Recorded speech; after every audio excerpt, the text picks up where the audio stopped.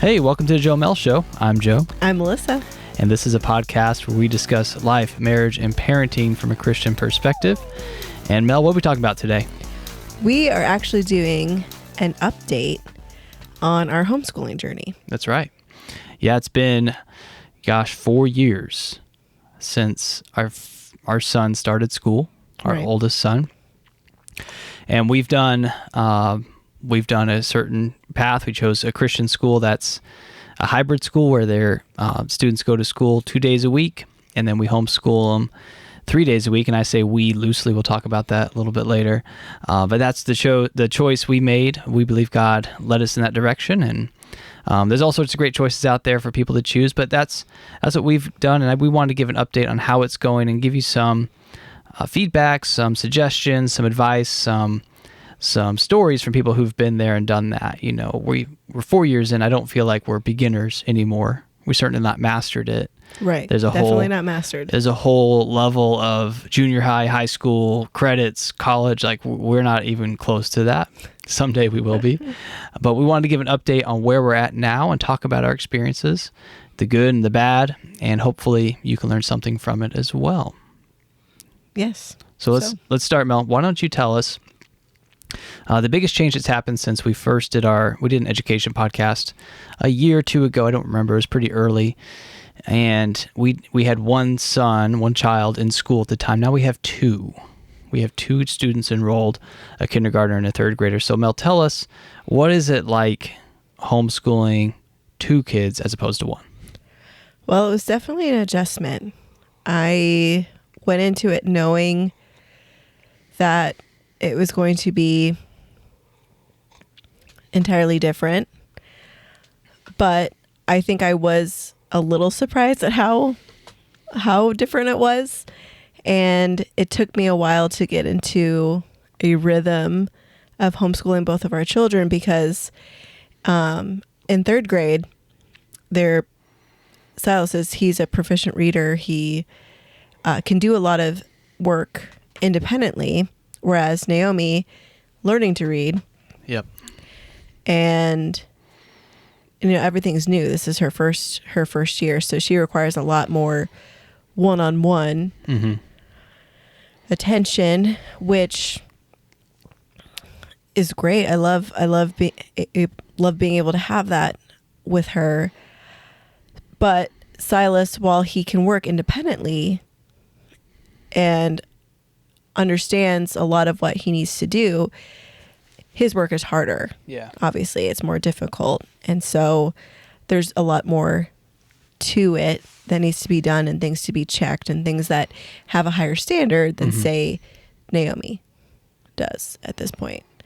And so it definitely took some time and adjustment to do that. And I had to give myself a lot of grace and to know that, this is my first time homeschooling two kids simultaneously. In the past, I had homeschooled when Silas was 4. I had homeschooled him and my nephew Miles, but they were both doing the same thing. It was all the same. So it was completely different. Yeah, same grade. So it was completely different. So but it's been fun. Honestly, it has been fun. I've grown to, we found our rhythm. August, September, October were pretty hard. But as time has gone on, it's gotten a lot better just by me tweaking things and doing adjustments and realizing what works for us and what doesn't. Yeah. Yeah, I think there is a challenge. Being a teacher, I've had, every class I've had a diversity of students in my classroom. And while they're all in the same grade, they're not all ready to learn the same things. Yeah. Students learn faster. Students come with more or less prior skill, prior experience. And so as a teacher, any teacher, whether you're a mom or dad homeschooling or a public school teacher like myself, you have to learn how to differentiate everything, how to divide up your time, how this person is going to be self-sufficient and how this person might need extra help, but you can get this person started on this, and that's going to take them 15 minutes, so you got the time to invest into the other person, and it's a juggling act. And I think, kudos to you for figuring that out and learning it. I mean, you kind of have to. That's what homeschooling is. You're just trial by fire. You just get in there and you try it. Most people are committed, at least for the school year, so there's not really a plan B, right? You can't call on an extra teacher or a supportive person. But what are some of the things that have helped you along the way? And this can be beyond just our two kids being in homeschooling situations, but for the last year, but maybe even before that, what are some things that have really helped solidify your place and your fortitude to continue on and be a homeschool mom? Well, I see my children as like I'm a steward of my children. Mm-hmm. And so the Lord has given me these children to raise and to nurture. And so for me, I see this as a time of nurturing them, raising them, and pointing them towards the Lord. So I feel like obviously this is my calling as a mother, as a Christian mother, to pour into them and to show them things that I learned growing up and helping them in their education, and really just seeing them as little seeds that I'm like tenderly watering and taking care of. And so when I solidify that in my mind, that this is time well spent, that this is the most important work. I think, is it C.S. Lewis that said children are the most important work? Raising children are the most important work. I don't know. Man, I need to find that quote. But I feel like someone just posted that on Facebook in the last couple of days or something like that. But seeing our children for who they are in God's eyes, I think that is foundational to me. That has been like what I cling to, is that the Lord has blessed me with these children, and I'm going to do my best. I'm going to take that calling as a Christian mother incredibly seriously, to pour into them and invest this time into them. That it's not time wasted, that this is time invested into their lives. Like, that I might not see fruit until way later, but that this is worth my time. This is the most important thing I could be doing right now. Right. And we've already seen some fruit in Silas. I mean, he's several years in. He's in third grade, so that's 4 years of schooling, and we've just seen incredible growth, especially this year. Just things that he's been able to accomplish that were really struggles for him in previous years. His confidence and his public speaking abilities, and his reading abilities, his spelling abilities, his math abilities. I mean, I feel like he's always been a great student, but in the last year, since August, we've seen an incredible amount of growth in him. And that's something that you see from time to time, and it comes in glimpses. But yeah, the walk of an educator is a walk of faith. You got to trust that what you're doing is making a difference, because you don't see instant results day by day. It might be month by month. It might be unit by unit, or semester by semester, year by year. But those seeds that you're putting inside of them absolutely will create a harvest. It will create some meaningful fruit in their lives that you can look back on and say, wow, it made up for the hard times that we had. For sure. And I do want to say, I just looked it up. I looked up the quote that I was quoting. Good. What is it? And it is by C.S. Lewis. And it's, children are not a distraction from more important work. They are the most important work. Oh, that's good. So keeping that mindset, for me,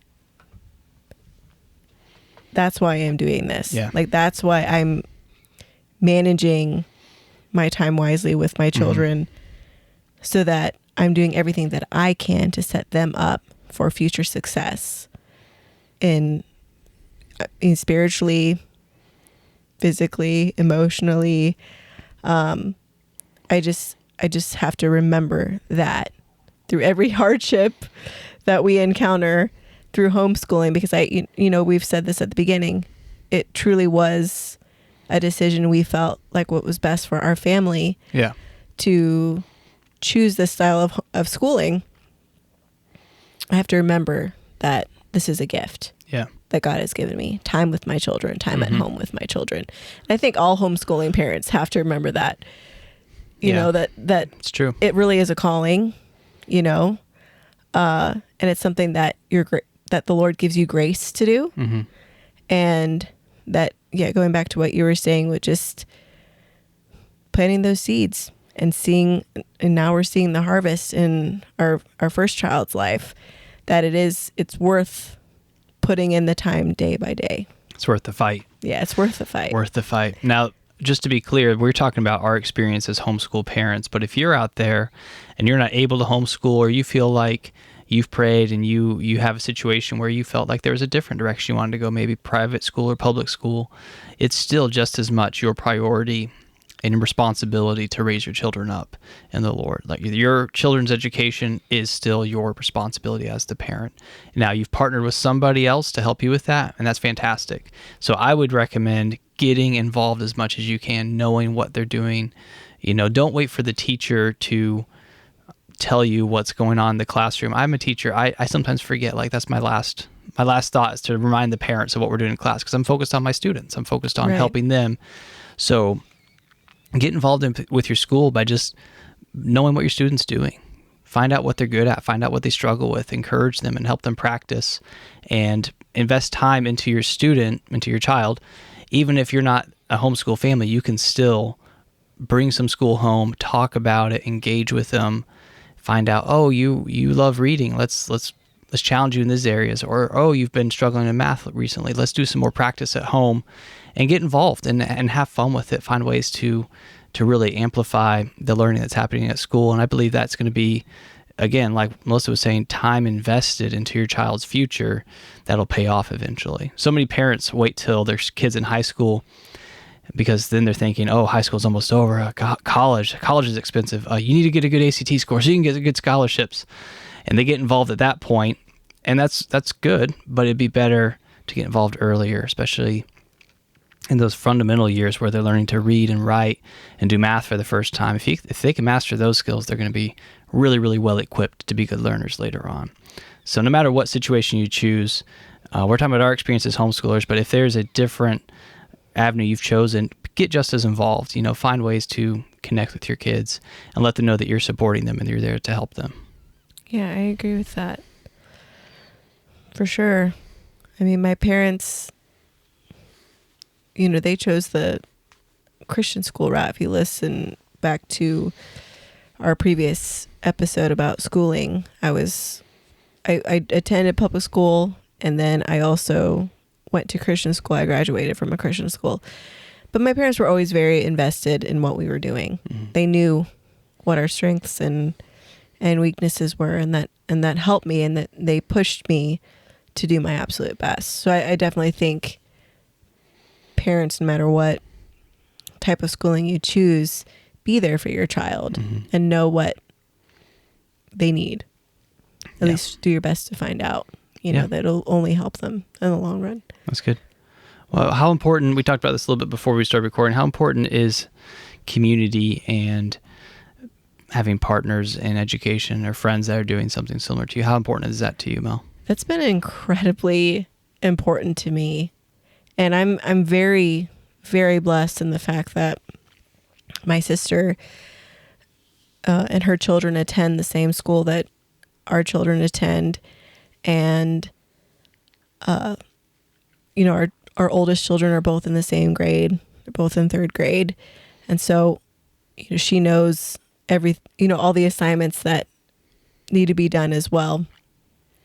But there's days, you know, I was just sharing with you, this last few days, it's just a couple days before spring break, and I was getting really frustrated because school just seemed to be taking so much longer than it normally did, because all of us just felt like it was already spring break. We were just having to overcome this feeling of we shouldn't be doing school. Right. We should be feel like we're on break now. Right. We felt like we were on break. And so I texted her and just shared my frustration, and she responded with saying, hey, give yourself some grace. You have enough time to get this done. Even if it's during spring break. She said, just take it easy, and just breathe. You're doing a good job. And that meant so much to me because I realized I was putting not just all this expectation on myself, but also passing that on to our children. And so I've loved having her input. I've loved having people around me that are sharing the same experiences, even in our own kids' classes. But then I also have other homeschooling families within our own church that also are sharing their experiences with me. This is what we're doing. This is what we're learning. Or, we're bouncing ideas off each other. Or this is what we're studying right now. And I think that's been really amazing to have a community. So, even if you decide to homeschool by yourself, coming up with your own curriculum and choosing that, finding people, whether it's in your church or in your area, that you can create a community for when in those rough times where you have someone you can reach out to bounce ideas off of, or to say, hey, I'm struggling with this. And they're able to help you through that. Yeah. That's been so pivotal in my life. And I look forward to being that person for others. I want to be that for others too. Because in Naomi's class, she's in kindergarten. A lot of the majority of the parents in her class, their oldest child is kindergarten. And so for me, being a third grade mom and a kindergarten mom, I'm able to help some of them. And that's been fun. Yeah. Helping them understand how things work and how why we're spending so much time memorizing this or this or this, because it all plays into later grades. Yeah. And so you can see the big picture, in other words. Yeah, exactly. I think that's important to be reminded as someone who's in the trenches. As a mom, usually moms are homeschooling, but you could be a dad too. But as a parent who is homeschooling, sometimes you feel like there's just a endless, monotonous, day by day education fest, and you just got to get through the grind. But being on the other side, in your case, being 3 years down the road, you're able to say, hey, there's a bigger picture going on. Right. Like there's a bigger plan. And even if you're homeschooling with your own curated curriculum, you still need to remember this is building onto something else that's going to be building onto something else that's going to be building onto something else. It's critical, but it's really good as a reminder to look forward and say, you know what, there's a bigger picture here, so therefore I'm not going to get stuck and complain about this little thing. And finding friends, like you said, who can encourage you and motivate you, share things with you, cry with you. I mean, those are invaluable. It lets you know that you're not alone, because I think, I can tell you from a student's perspective, homeschooling can be very lonely. Yeah. You can feel lonely as a student, and you can feel lonely as a parent in that environment. It's a good environment, but that's just the nature of how it goes. So finding friends that you can connect with, I think, is really, really valuable. Right. And I've gotten so many great ideas from other homeschooling moms that, I'll share too, because and that were great, that completely changed our dynamic at home. And I was saying, this is why I have a community, and not to be afraid of sharing your struggles and being vulnerable, because that can be hard. I think sometimes for most moms, because I think sometimes as a homeschooling mom, you can also, I know maybe this is just me, that you can struggle with feeling inadequate because it's a different type of schooling. And even though I work hand in hand with a teacher, sometimes these feelings of inadequacy can come up. And so you're less likely to admit those feelings and to ask for help and to be vulnerable. So that's why I'm saying, if those feelings of inadequacy come up, ask someone, reach out for help, isn't it funny just how our human nature works, where like insecurity and pride go together a lot of times. Yes. Like you feel insecure, which is a sign of, it should be it's a humbling experience to feel insecure. But instead of going, oh, wow, I'm bad at this, I need to seek out help, what happens is our mind and our flesh and the devil to say, well, you shouldn't be insecure, you should be doing better than this. And and you're not going to go ask for help, because then people will know you're bad or you're doing a terrible job. And so you feel this it's an awkward pride where you feel like, I'm not going to go seek help because I don't want people to know how poorly I'm really doing. Mm-hmm. And so it's just fascinating to think how when you need help the most, that's when you're less apt to go reach out and get it. You got to get over that hurdle, Yeah. Everybody does it, whether it's homeschooling or at your job or in your spiritual life. Like, you got to get over that hurdle. If you feel insecure about something, if you're not good, you're doing a poor job at something, or you think you're doing a poor job, that's when you need to go find help. Don't be too proud to ask for help. Yeah, exactly. And so I think that's been critical for me, is to share in those moments when I'm feeling inadequate or I don't know. I mean, I've come to you. I love being married to you. I know not everybody's married to an English teacher, but just with Silas, with grammar and with writing, like I feel so inadequate when it comes to writing. Yeah. I've told you before, I'm not a writer. I'm not an author. Like I'm not good at writing down things on paper, and so coming to you, sometimes there's been a struggle, like, oh, I should know this. I was, private schooled and all these sorts of things. And I think I shouldn't have to be asking you for help. But then it's when I'm asking you, well, should the sentence sound like this? Or how could we add something to make this sentence sound better, or his paragraph sound better? And when you immediately jump in and you're helping me, I'm thinking, why did I make this to be a bigger deal than it is? Like, of course he wants to help. Of course he wants to be involved. And so if you have friends that are naturally inclined to things, ask them. Ask them for help. Absolutely. And most teachers are passionate about what they teach. Right. And so if you know a math teacher or an English teacher or a science teacher, they're most of the time going to be really, really happy to help you out personally. Yeah. If someone had a homeschool student and they said, hey, my son's in high school and they're writing papers, do you mind just like running over a few things? I would be like, sure, of course. Like, I'm not looking to make money on tutoring on the side or anything. I just love talking about my craft and my profession. And so don't be afraid to reach out. If you have resources, if you have people who have a weird college degree that included a lot of learning in a certain department, like, don't be afraid to ask them for help or further input. Oftentimes it's very flattering for someone to feel like, hey, they think I'm good enough to ask for help. Like they admire my skill or my expertise or my knowledge. And so most of the time people are going to be happy to help, and they won't look down on you. They'll be like, yeah, I'd love to talk about this thing that I'm really interested in. One thing you mentioned was perfectionism versus excellence. We talked about this a little bit before. Yeah. Share with us, like, when should a homeschool parent be seeking perfection, and when should they be seeking excellence, and what's the difference there?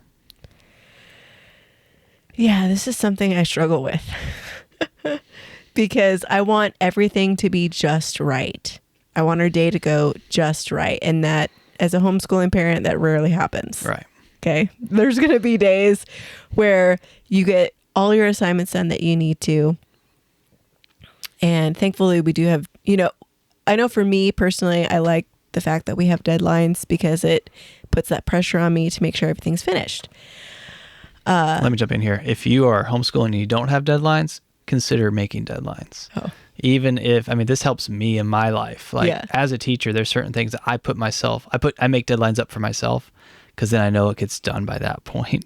Yeah. So if you're trying to homeschool and you just have this really extremely free and open schedule, that's a way of doing it. And I've seen some people be successful there. But I think there is power in giving yourself deadlines, even if you make them up. Yeah. Be flexible, be human, but I think your student would be benefited by knowing there's a time to complete this. That way they learn time management. Anyways, go on. Yes. So for me, perfect would be, again, everything gets done. Everyone has a good attitude. You know, we're in the trenches of learning cursive writing, so every stroke is perfect. Mm-hmm. And so I tend to strive for that, which is nothing to strive for, Mm-hmm. I think. But excellence is putting our best effort in. It's showing up, starting at the time that we need to, Mm-hmm. and looking ahead to see all the things that we need to get done for the day and really prioritizing the most important things. But then also creating space for our kids to have breaks, for our kids to, let's go outside and play, or to play something in the living room. Because there's been moments where I'm pushing so hard for perfectionism that my kids break under that pressure. Like, I am putting so much pressure on them to complete something and make it absolutely perfect. And then I have to check myself and say, what is this really, how is this helping my child? And so there's been times where, especially with Silas, where I'm pushing and pushing and pushing, and he breaks under that pressure. And then I realize what I've done. And then I realize, oh, he just needs a break. Like, if he got a little bit of a break where he could go read, or he could go play with his Legos, or go run around outside and just get refreshed, that it would help his progress a lot more. Mm-hmm. And so knowing when to give those grace periods of just having a break or having a snack or something like that. And even with Naomi, I brought up cursive. Perfection is making sure she copies it exactly right, just like the book. Mm-hmm. And if we do that, that involves erasing over and over and over, when really it's just helping her learn it. Mm-hmm. And even if it doesn't look exactly perfect, that's okay. Yeah. That at least she's grasped most of the concept. And I think, you know, I realize that because I have a standard for my own handwriting, or my own, you know, I love writing in cursive. I write in cursive almost all the time. Yeah. So You're one of like 4 millennials that do that, by the way. I love writing in cursive. I just love cool. it. It's amazing to me. Don't lose it. So for me, you know, I just have this, I've made this own standard for myself. And so now I'm trying to get a 5-year-old to have that same standard, and that's dumb. Okay. That's just plain dumb. So don't do that. Die on that hill. My kids are going to have good handwriting. Right. Exactly. And as long as, but you know, perfection would be her every stroke, every dot, every T is crossed, all of that. But excellence would be grasping the concepts and doing our best. Yeah. Just doing our best effort and saying that we tried it, we're still working, and we're still growing on it. Yeah, I think, if you allow me to add this, I think excellence is better than yesterday. Yes. It's like forward progress. Yes. You know, perfectionism, life is a journey. Everything in life is a journey. Perfectionism is being at the destination, the ideal destination. Like, I'm going to be fit, tan, smart. You know, my kids are going to be good looking, smart, strong, Right. whatever. Like, you have this ideal in your mind. Perfectionism says they need to match that ideal. And that's unrealistic. Yes. When you're talking to a 5-year-old. Yes. Who just learned how to read like 2 months ago. Yes. But excellence is making progress. Yes. It's putting effort. It's not sitting still and doing nothing. That's not excellent. It's not going backwards. That's not excellence. Excellence is moving forward towards your goal. Yeah. Towards your ideal. And when you do that consistently, you become a very successful person, or very successful fill in the blank, whatever it is that you're trying to do. I try to do that at school. I was having a conversation with another teacher, and I was literally rewriting a lesson plan that I had made something up. And I was like, I'm going to try this new thing. Even though I've taught this same book for 9 years in a row, I get to this section. I'm like, you know what? I have this idea. I didn't like how I did that last year. I'm going to write this whole new lesson and try this totally different thing I've never done before. And a teacher and I were joking. We're like, why do we do this to ourselves? Like, I could just totally coast. Yeah. But I said to her, and she said to me, and we're kind of the same in this way. So we just want to be better than we were last year, right? If you see something, you're like, I want to do better. It's not about my kids. I mean, sure, I want them to grow and improve all the time, but I look at myself and say, what can I do better as a teacher? Because I'm trying to grow. Right. I'm not just standing there looking at them. So we have to apply that same principle to ourselves as well, and not be down on ourselves for not being perfect. Yeah. Not say, oh, this person's the ideal. I should look just like them and sound just like them, be just like them. Well, they got there through baby steps. They're progressing through it. Yeah, definitely. I love that definition. That completely completes my thought. Yeah, just getting there. Well, before we wrap it up, I wanted to talk about the other side, being the parent who goes out and works while you're at home with the kids. Sometimes I show up home and I'm like, this must have been a really hard day. I can tell. Tell by looking. All the dishes are undone in the sink and everything's everywhere. I'm like, no housework got done. Yeah. It's real life, And as a parent who isn't home with the kids all the time, I think it's important, and I could obviously grow in this, but I think it's important to partner with the parent that is doing the homeschooling. And you can do that in a lot of different ways. I think just being engaged and talking to the kids about what they're doing in school, I talk to my wife and I say, hey, what did the kids do? How did they do on their work? And you'll remind me, or you'll say, hey, so-and-so did really good in this, but they need to finish this project before X time or X date. And so I think, okay, cool, we can do that. Or many times you've asked me just like take the other 2 kids outside so I can focus on one. And that's really great because I love doing that. Anyways, I love going outside after work. And just finding ways as a parent who may not be in the trenches day by day, checking work and doing all that, find ways to celebrate what the kids are doing so they know that they're seen, right? Yeah. You don't want to just come from one parent all the time. Right. That's for everything in parenting. You don't want all the correction to come from one parent all the time, or all the praise to come from one parent all the time. So balance that out. If there's correction that needs to happen, I've had talks with my kids when I get home. I say, hey, listen, mom told me this, and this happened, and I have to say, like, we're not doing that. That's not how we're going to behave in this house. Or, God gave us the fruit of the Spirit: love, joy, peace, patience, kindness, goodness, faithfulness, gentleness, and self-control. Like, let's work on some of these. Let's make sure that we're exhibiting the fruit of the Spirit in our life and how we talk. But I also like going to the open house. I like going to the parent-teacher conferences that we have. Those are more specific to our school because, again, our kids are homeschooled, but they also go to school. It's the best of both worlds for us. But that happens, and that gives me an insight into what they're learning. And I just think both parents should be engaged as much as they can. Right. Obviously, I'm not going through the schedule with them. I'm not, making notes like you do before the school day starts, because I'm not here to check it. I'm not here to hold them accountable to it. You are. So it's important that you know what's going on and doing it day by day. But big picture stuff, big projects, I love helping them with it when I can. And again, I want my kids to know that I see the hard work they're putting into it. I like it when they show me their work, when they do something really well, and I try to celebrate with them.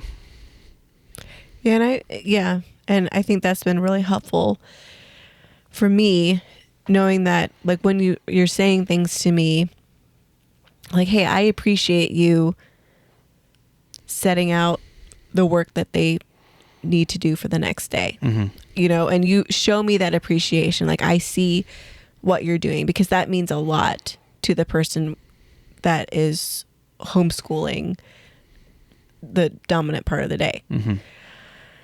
And that you feel engaged in what our kids are doing, even if you don't know every single detail, like what math page they did. Yeah. But even if you're keeping track, or at least trying to know what they worked on that day, or again, like you said, what projects, I mean, that's helpful, because then it feels more of like a partnership rather than just one-sided. Yeah. Because you don't want to alienate your spouse, right? And then I know that a lot of the responsibility falls on me, but I like knowing that you support me and that you want to help. And so that's huge for a homeschooling parent. Yeah. Yeah. Because you gotta be a team. Yeah. And you gotta really attack it as a team, because what you don't want is for kids to pit parents against parents.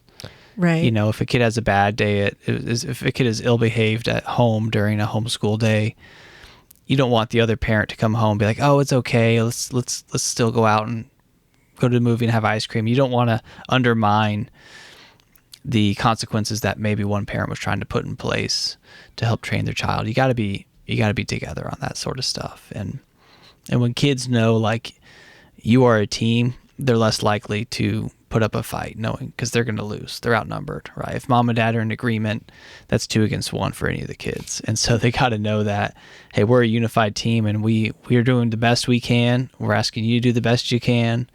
And if we all do that and we ask God for his help and his favor, then we're going to be just fine. Right. Being in unity, being a unified front, even if maybe you disagree with the way your spouse is homeschooling. I don't know if we've ever had that per se.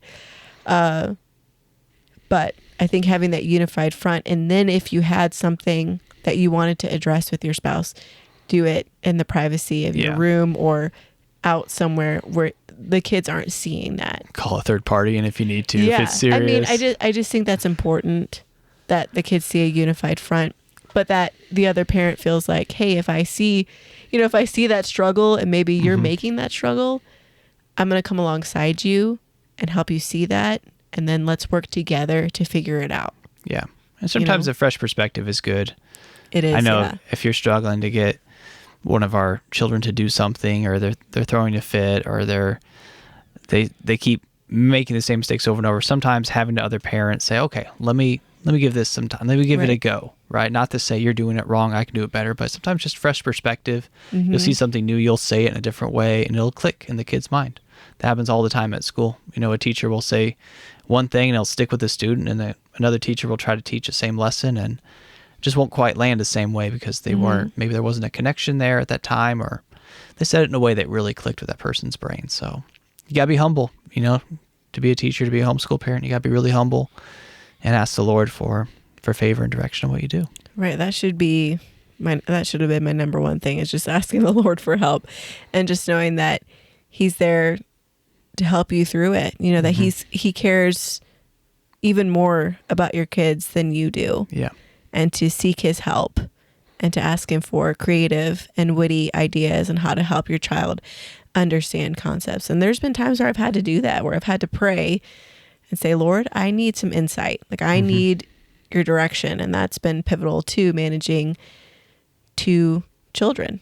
And I believe that with community, with the Lord's help, that it's been a huge part of our year being successful. Yeah. So I think we've been very successful so far, and I believe God will continue to give us grace to do the things we're doing. And we've already enrolled our kids in the same school, same situation for next year, and it won't be long before we have 3 kids in school.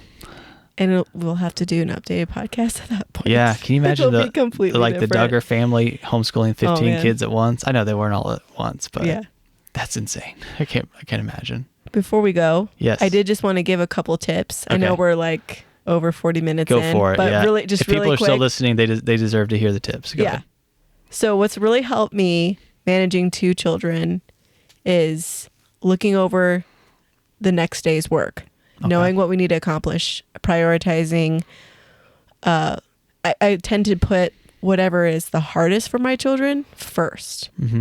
Like what is hardest for them to get done, we do that first, because morning time is just better. By afternoon, we're doing just like the least important things, or less priority. And then I, as well, giving the child more responsibility. So I write down everything that my kids need to do. For Silas, he can read, so I write down all of his assignments, and then he checks them off one by one. For Naomi, she knows her numbers, and she can read a little bit. So I write down what I know she can understand, and I usually put like a sticky note on her book so she knows what page she needs to go to, and then she can check it off and I'll check it later. But I think the more responsibility you can give your child, I think that is helpful too, especially in a homeschooling journey, to help them become more self-sufficient. And I definitely didn't do the writing down assignments when Silas was in kindergarten. I definitely saw how giving more responsibility to Naomi, she has stepped up. So a lot of times it's just challenging your child to do things that maybe you thought they couldn't do, but they actually can. And that came with experience. So I got that writing down tip like year one, I think. I mean, not year one, first grade. Yeah. Maybe second grade. And that was a big change for us then. And then I just started incorporating it with Naomi because now she knows her numbers, so she can do that. There's some books that she can do by herself.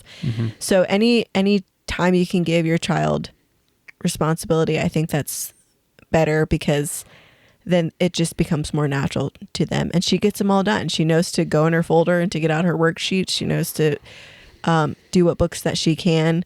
And that's been helpful. That's helped speed up the process of getting all of our assignments done. So that's my tip. Earlier the better, tips. right? Yes. And I think that's my homeschool curriculum when I grew up, at least for junior high and high school, was ACE. And a big part of that was goal setting. You would make your day, you actually do a week out in advance. So you'd write out what you expected to get done in each subject each day, and you would just use that as a checklist. Like, get this done, this done, this done, this done, this done. Earlier, my parents would help me create it, and then by the time I was, junior high and high school, I knew I had to do so many pages a day to get through this particular unit in time to finish all my work for the school year. So it was just like a math equation, and it really helped me stay on track. I need those sort of like checklists. I use my email as a checklist a lot of times where I leave something unread, or I mark it as unread until I do it. And that's great. I'm glad you found that helpful suggestion from somebody and put it into practice. And that's what we should all be doing as people, trying to find ways to do things better, learn from others who've got good ideas and can help us out. Yes, for sure. All right. Well, thank you so much for listening. If you made it this far, you're probably the best educator out there in the world right now. If you're homeschooling, or you're going to be, we certainly are not the best, but we've learned a lot, and we know God's taken our kids places, and we're just excited to be along for the ride and do our part in that. But if you have any specific questions about schooling, you can message us on Facebook or leave a comment at the Spotify podcast player or the Apple podcast. There's a place to comment there. So let us know what you thought of the episode, and we look forward to seeing you next time. Thank you.